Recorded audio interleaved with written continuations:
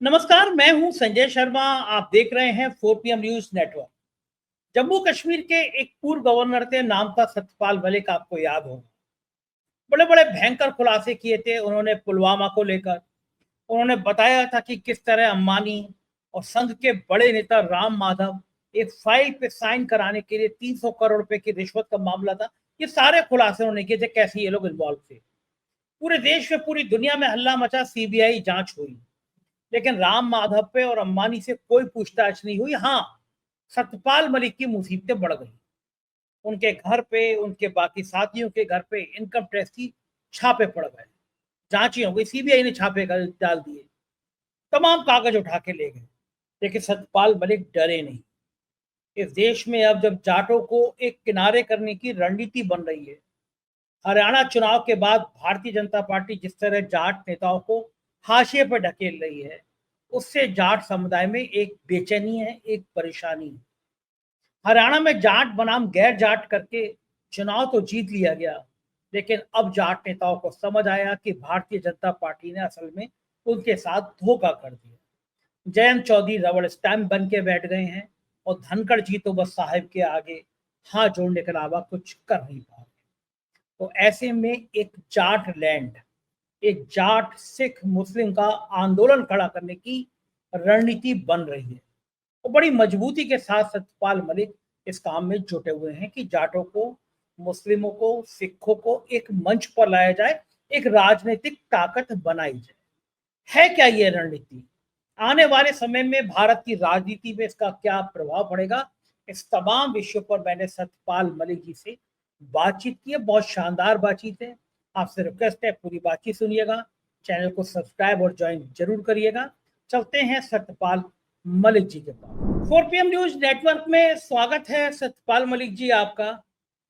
मुंबई में हूँ, महाराष्ट्र का चुनाव चल रहा है। आपको लोग याद करते थे, यहाँ कुछ जगह आपके कुछ भाषणों का जिक्र था, महाराष्ट्र में भी, महाराष्ट्र की राजनीति में भी। और इस समय में एक नारा बड़ा गूंज रहा है महाराष्ट्र में भी, वो है कि बटोगे तो कटोगे। और हमने हरियाणा में देखा कि ये बांटने वाली राजनीति हरियाणा से शुरू हुई, जाट बनाम गैर जाट। ये मुद्दा बड़ा हवा दी गई, बीजेपी ने इस मुद्दे को हवा दी और कामयाब भी हो गए। आपको लगता है कि इस देश में अब जाटों को थोड़ा साइडलाइन किया जा रहा है? आप एक बड़े जाट नेता के रूप में भी स्थापित हैं, समाज वादी नेता के अलावा भी। क्या लगता है कि जाटों की भूमिका कुछ संकुचित की जा रही है? ये आपने बहुत बहुत ही सार्थक सवाल किया। जाटों को आइसोलेट करने की कोशिश हो रही है बीजेपी की तरफ से, लेकिन उन्हें ये पता नहीं है कि जाट कितने बड़े फलक पे कितनी दूरी तक रहते हैं। जाटों में भी अभी ये फीलिंग आ रही है कि हर जगह जाट बनाम गैर जाट करते हैं, तो फिर इनको ये कर ही लेने दो और अपना एक हिस्सा देश में जाट लैंड करके कर लो, और उसमें सिखों के साथ मिलके जाट अब आगे की राजनीति करेंगे। जाटों में बहुत रिएक्शन है इस चीज का, और जाट ये महसूस करते हैं कि ये हमारा सब कुछ खत्म करना चाहते हैं। हमारी ताकत खत्म करने के लिए ही हिंदुस्तान पाकिस्तान किया, जिसमें से जाटों का बड़ा हिस्सा पाकिस्तान में चला गया, और बाकी इधर अभी भी लेकिन इतने लोग हैं यहाँ। पूरा गंगा के पार 5-6 कमिश्नरी हैं, और हम हैं, हरियाणा है, राजस्थान है, पंजाब है। ये सारे जाट भी इकट्ठा हो जाएंगे तो ये तो पूरे मुल्क के बराबर है, और ये काफी रिएक्शन है। और अगर ये यही रवैया रखेंगे तो वो दिन दूर नहीं है जब लोग इकट्ठा होकर जाट लैंड की बात करेंगे। बड़ा सेंसिटिव बयान दे रहे हैं आप। गवर्नर रहे हैं आप, इतने बड़े पदों पर रहे हैं, तो आप बात कर रहे हैं जाट लैंड। एक खालिस्तान लैंड की मांग उठी, वो आंदोलन देश ने बहुत झेला है कि देश के एक हिस्से को एक जाति के समूह में आप अलग राज की मांग करना, ये तो देश के लिए कहीं नाइंसाफी नहीं है?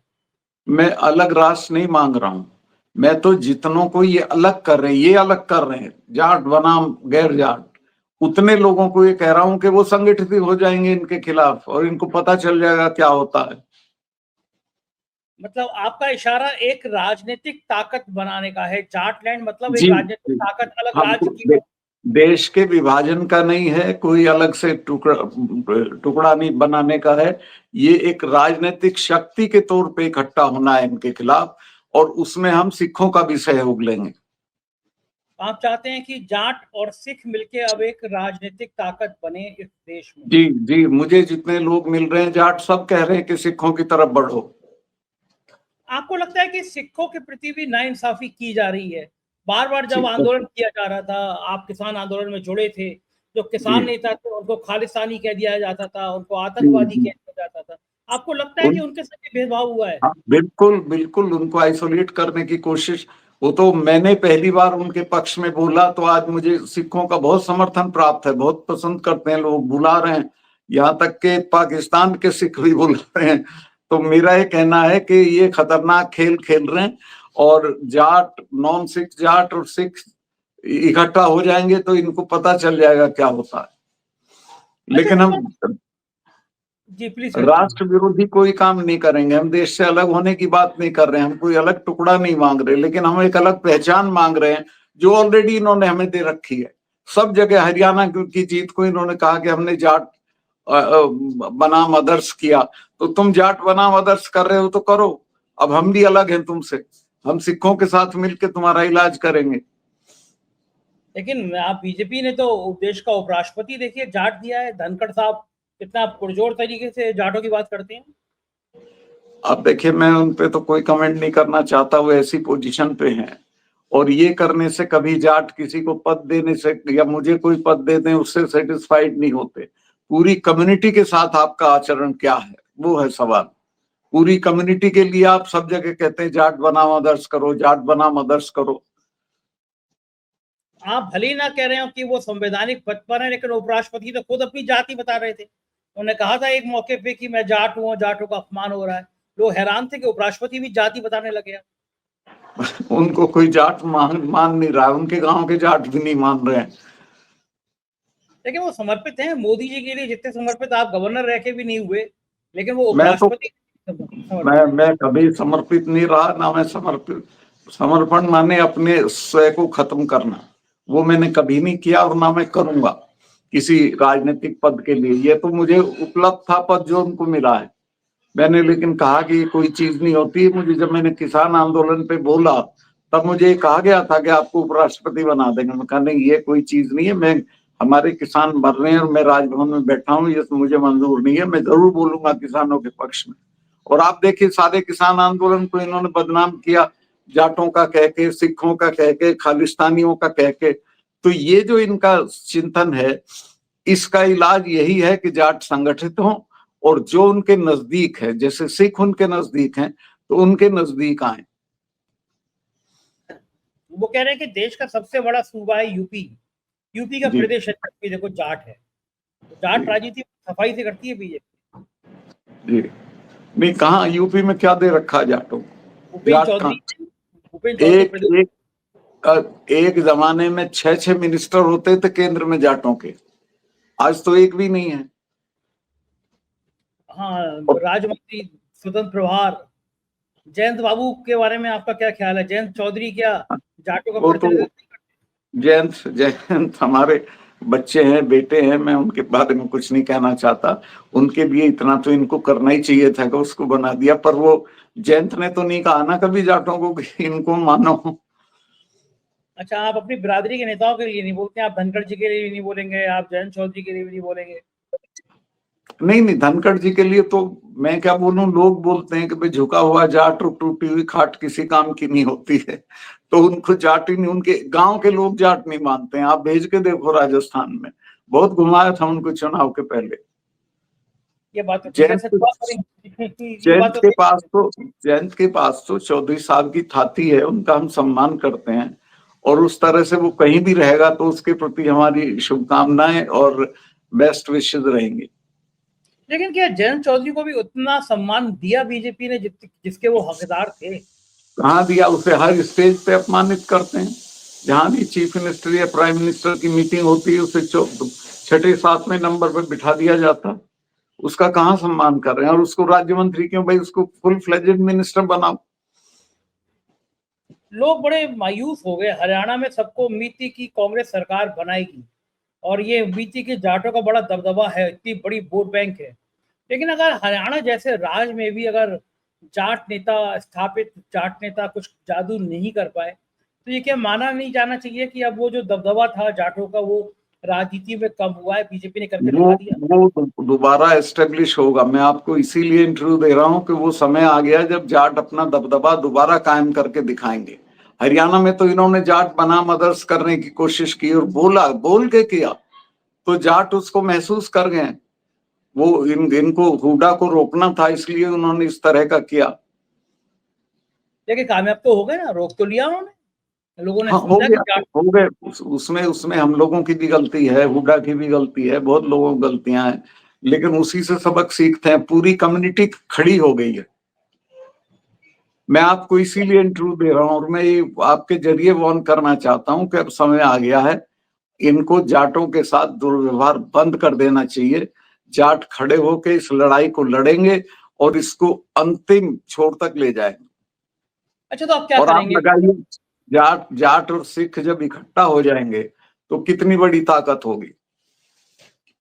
सतपाल मलिक साहब करेंगे क्या? कोई ऑर्गेनाइजेशन बनाएंगे, कोई पॉलिटिकल पार्टी बनाएंगे, क्या करेंगे आप?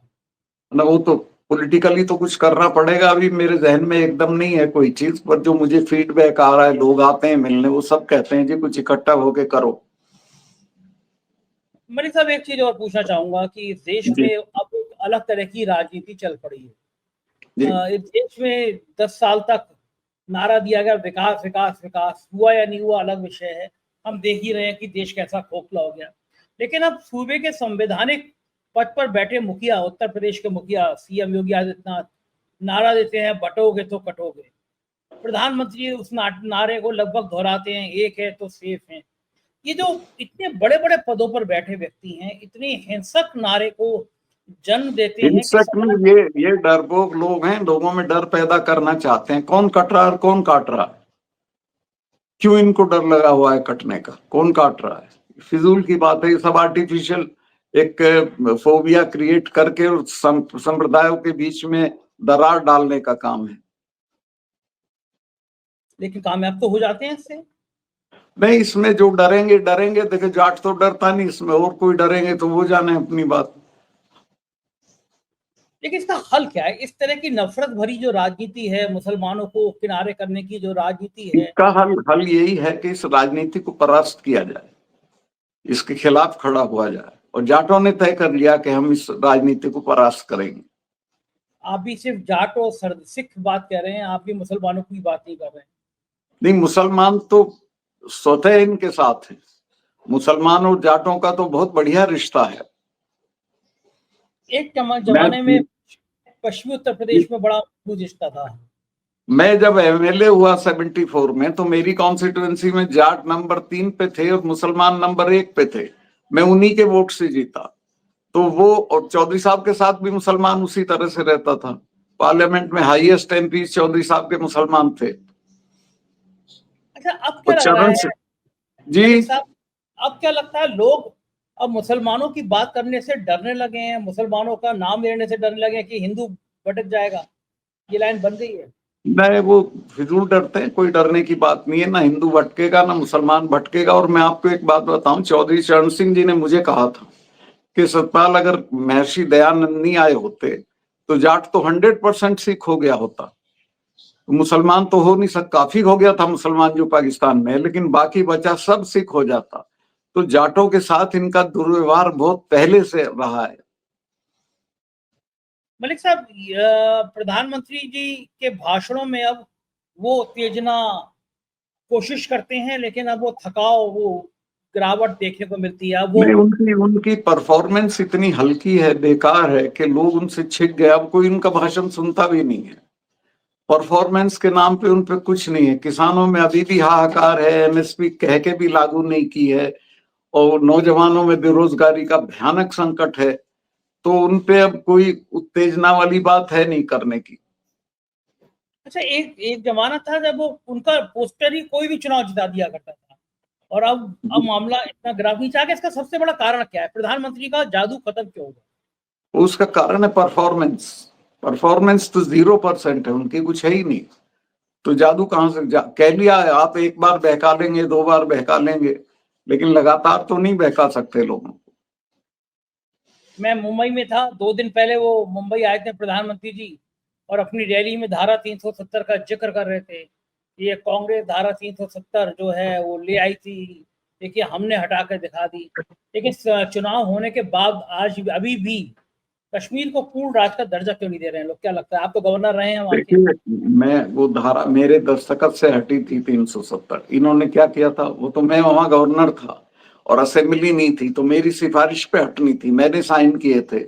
और वहां जो ये कश्मीर की जो स्टेटहुड है वो इन्होंने खत्म करके बहुत गलत काम किया। उसका रिएक्शन कश्मीर में भी है और जम्मू में भी है, वो जल्दी से जल्दी वापस करनी चाहिए।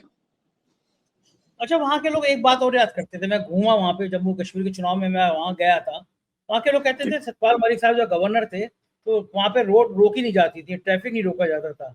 अब तो गवर्नर साहब निकलते हैं तो 15 मिनट पहले सब ट्रैफिक बंद कर दिया जाता है। तो क्या डर बढ़ गया है? आपके टाइम में डर कम था क्या? नहीं, मेरे टाइम में तो उस तरह का कुछ था ही नहीं। मेरे टाइम में टेररिज्म ही नहीं था, कोई घटना श्रीनगर और उसके आसपास नहीं होती थी। अब तो आतंकवाद जम्मू तक पहुंच गया, आपके टाइम हाँ, में तो अब सिर्फ। तो जम्मू क्या सब जगह है, जम्मू में है, राजौरी में है, पुंछ में। राजौरी पुंछ कोई आतंकवादी एरिया नहीं थे, वहां है श्रीनगर। श्रीनगर प्रॉपर में पुलिस लाइन पे हमले हो रहे हैं। खतरनाक खतरनाक स्टेज है ना ये कश्मीर के लिए। जी खतरनाक स्टेज है ना ये कश्मीर के बिल्कुल लिए। नहीं, कश्मीर को ये शुरू से मिसहैंडल करते रहे हैं और अभी तो बहुत ज्यादा मिसहैंडल कर रहे हैं। पहली चीज तो ये है कि उसका एकदम स्टेटहुड वापस करना चाहिए और प्रॉपर गवर्नर वहां बिठाना चाहिए जिसका सोच ठीक हो, लोगों के साथ जिसका राब्ता हो। जब 370 हटाई जा रही थी तो उस वक्त दिल्ली बहुत डरी हुई थी, मेरे से पूछते थे क्या होगा, मैं कहा कुछ नहीं होगा। क्योंकि मेरा लोगों से बातचीत थी, मिलता था, कहता था और मैं उन्हें समझाता था कि लड़के कुछ हासिल नहीं होगा, तुम्हारे 250 लड़के हैं और हिंदुस्तान की फौज जो है तीसरे नंबर की है दुनिया में। फिजिकली झगड़ा नहीं करना आपको, आप अपनी बातचीत कहिए, आपकी बात सब पूरी होंगी। तो समझ में आ गया था लोगों को। मैं कहा आपके बच्चे मरते नेताओं के तो लंदन में पढ़ रहे हैं। तो लोगों ने कहीं एक चिड़िया नहीं बोली 370 हटने पे। ये आपकी बात ठीक है कि नेताओं के बच्चे लंदन में पढ़ते हैं, वहीं नौकरी करते हैं, हाँ और हिंदुस्तान के बच्चों बिल्कुल, को कहा जाता है मंदिर मस्जिद के नारे लगाओ, झंडे उतारो। यहाँ के ये नौजवानों को ये करता है। इन कामों पे लगा रखा है जी। आजकल एक चीज और है, वो झारखंड में प्रधानमंत्री वहां कहते हैं कि ये घुसपैठिया जिहाद है, घुसपैठिया आ जा रहे हैं। महाराष्ट्र में आते हैं कहते हैं वोट जिहाद है। ये जिहाद पाकिस्तान और मुसलमान शब्द ना हो अगर, आपको लगता है बीजेपी राजनीति कर पाएगी? बीजेपी तो म्यूनिसिपैलिटी का चुनाव भी बिना मुसलमानों का नाम लिए, पाकिस्तान का नाम लिए नहीं लड़ती है। लेकिन ये जो आप कह रहे हैं ना, ये ज्यादा दिन नहीं चलेगा। पीएम की भी जो चमक है वो इसी पे खत्म हुई। जो बातें वो बोलते थे वो सब खुलती चली गई लोगों की। कितने दिन बहकाओगे आप लोग। पर ठीक है, आपका तो संपर्क महाराष्ट्र में भी बहुत है, आपके पास क्या फीडबैक है महाराष्ट्र और झारखंड के चुनाव को लेकर? महाराष्ट्र में 100% हार रहे हैं, झारखंड में भी हार रहे हैं। महाराष्ट्र में तो मैं उद्धव ठाकरे साहब से मिल के आया था और मैंने उन्हें कहा था कहीं मेरी जरूरत हो मैं जरूर आऊंगा। अच्छा, आपको लगता है कि महाविकास आघाड़ी अगर उद्धव ठाकरे को सीएम का फेस बनाती तो ज्यादा कामयाब रहती? वो ऐसा इशू है जिसपे मुझे नहीं बोलना चाहिए, पर वो एक स्वाभाविक नेता है आघाड़ी के। राहुल गांधी का हेलीकॉप्टर रोक लिया जा रहा है, उनका बैग चेक किया जा रहा है, कांग्रेस बड़ा देखिए, रिएक्ट। बैग तो प्रधानमंत्री का भी चेक हो गया, पर राहुल गांधी बहुत सावधानी से, बहुत संयम से काम ले रहे हैं, बहुत अच्छे रास्ते पे जा रहे हैं, वो बहुत दूर तक जाएंगे। कांग्रेस और खासतौर से राहुल गांधी दो बात कर रहे हैं, उद्योगपतियों पर हमला बोल रहे हैं और कह रहे हैं कि जाति जनगणना होनी चाहिए। आपको क्या जी लगता है जाति जनगणना का मुद्दा इस देश में इतना बड़ा हो पाएगा कि राजनीतिक नहीं, रूप से हर पार्टी में बश हो जाए? नहीं, बहुत बहुत इम्पोर्टेंट है। इसमें आप देखिए जातियों को कोई हिस्सेदारी नहीं मिली हुई। जो जातियां बड़े नंबर में ज्यादा हैं तो उनके साथ कितने दिन अन्याय करोगे? तब करोगे जब वो सड़कों पे आ जाएंगे। जब राहुल गांधी कह रहे हैं उसी वक्त न्याय करो उनके साथ। अच्छा, बिल्कुल ईमानदारी से बताइए, किसान नेता आपके पास आते हैं, कुछ किसान थोड़े हताश नहीं हो गए कि उनकी जो मांगे थी एमएसपी ले समय सारी वो मांगे पूरी नहीं हो पाई? अब क्या बड़ा मुश्किल नहीं है? एक साल तो इतना जबरदस्त आंदोलन चला दिया, 700-800 किसान शहीद हो गए। अब आप दोबारा कह रहे हैं कि संगठित होकर हम एक राजनीतिक ताकत बनेंगे।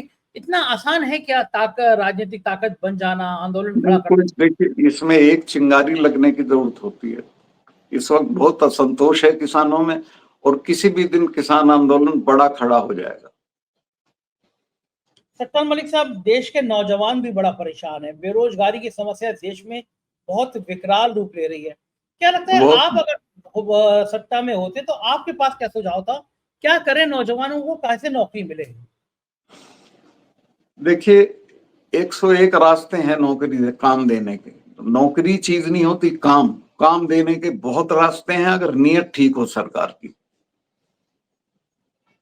जैसे प्रधानमंत्री तो कहते हैं पकौड़ा तलने, भाई ये काम होता है, रोजगार होता है। उनका पकौड़ा तल के काम चल गया, लेकिन हर आदमी तो पकौड़ा नहीं तल सकता ना, वो भी एक आर्ट है। लेकिन जो काम वो कर सकते हैं वो काम उन्हें दिया जा सकता है। आपने मलिक साहब, आपने देश के इतने बड़े बड़े नेताओं के साथ काम किया, जी, इतने मंत्री थे, इतने प्रधानमंत्री थे। कभी किसी प्रधानमंत्री की भाषा का स्तर इतना गिरा हुआ देखा आपने? मंगलसूत्र, मुसलमान अब तुम्हारी बेटी भी उठा के ले जाएंगे, ये क्यों देखिए ऐसा? ये प्रधानमंत्री में सब तरह की गिरावट है, भाषा की भी, चिंतन की भी, व्यवहार की भी। अब आप ये देखिए कि मैंने इनका विरोध किया तो यही हद तक गए कि मेरी सारी सिक्योरिटी वापस ले ली, मुझे मकान नहीं दिया, मेरे पूरे जितने मेरे सहयोगी हैं सबके यहाँ रेड कराए इन्होंने। मेरा गांव में 250 साल पुराना मकान है, वहां भी सीबीआई की रेड हुई। शिकायत मैंने की थी, कंप्लेंट मैंने की थी कि कश्मीर में इस तरह का करप्शन था, मुझे ऑफर किया गया। उनकी आज तक जांच नहीं हुई, मेरी उल्टे इन्होंने जांच करा दी, मिला कुछ नहीं। भाई इन्होंने मुझे पूरा प्रताड़ित करने की कोशिश की। आज मेरे पास एक सिपाही है, कोई सिक्योरिटी नहीं है, जबकि मैं कश्मीर में 370 जिसकी कलम से हटा हो, उसे तो पाकिस्तान से भी खतरा है, कश्मीर मिलिटेंट से भी खतरा है, लेकिन कोई सिक्योरिटी नहीं है। और ये समझते हैं कि मैं इनके सामने खुशामद करूंगा सिक्योरिटी के लिए। मैं तो जब कहीं निकलता हूँ, किसानों के 10-20 लड़के अपने आप चल देते हैं मेरे साथ। आपको डर नहीं लगता? बिल्कुल नहीं। डरना तो देखो, आप माफ करना, फिर कहेंगे जाति की बात, जाट डरता ही नहीं है। जाट मुझे कभी डर नहीं लगता और किसी से नहीं लगता। दूसरे के डर उसे लगता है जिसके दुश्मन होते हैं, मेरा कोई दुश्मन नहीं। मैं व्यवहार कुशल आदमी हूँ, सबसे मिलके चलता हूँ, किसी का अपमान नहीं करता हूँ, और मुद्दों पे लड़ता हूँ, इसलिए लोग समझते हैं कि ठीक है।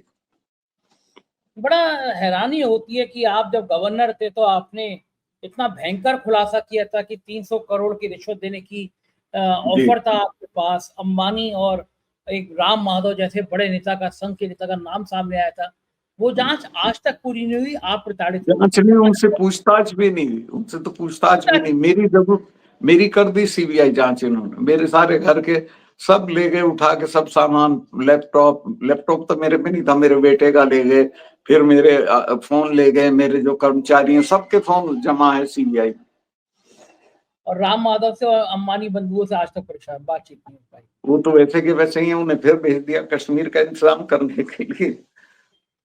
क्या है, कैसा है लोकतंत्र, लेकिन बलिहारी है। बहुत बहुत शुभकामनाएं और शुक्रिया, आपने हमें इतना समय दिया।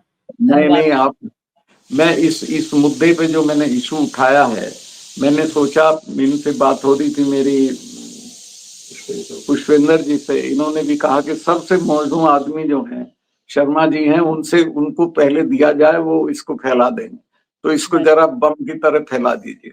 ठीक है, नमस्कार। Thank you. ये थे सत्यपाल मलिक जी, और मुझको यकीन है कि इस बहादुर नेता की बात आपको पसंद जरूर आई होगी। अपना प्यार बनाए रखिएगा। Thank you.